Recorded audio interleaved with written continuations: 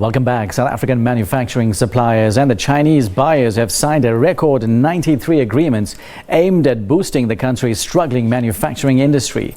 The deal, which is expected to create thousands of jobs, deepen the country's industrial footprint and grow the shrinking GDP, is worth some 27 billion rand.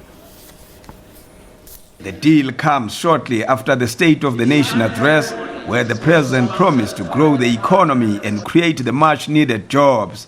The Chinese have expressed their readiness to partner with South Africa in the realization of these goals. Our engagement through platforms of this nature reflect our common determination to take our economic relations to greater heights. And ladies and gentlemen, many of you may not have heard yet of BAIC, but it's a Chinese automaker that has built the first new light manufacturing car plant in South Africa in the last 45 years in Kucha in the Eastern Cape, and it's beginning now already to make a difference to the employment situation of young people. With the Chinese company still reeling under the US tariff wars, South Africa offered a helping hand.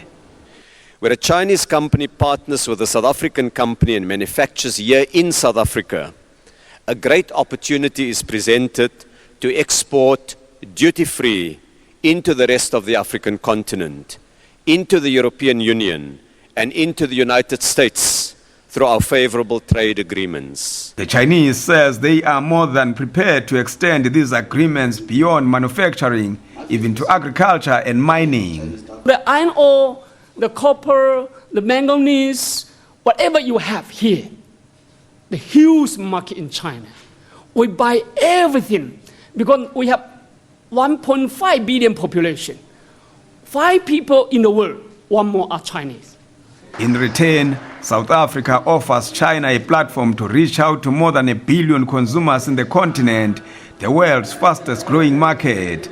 Further trade and business dialogue will continue next week when President Ramaphosa meets with his Chinese counterpart Xi Jinping on the sidelines of the G20 summit in Japan. Manilisi Tubase, SABC News, Cape Town.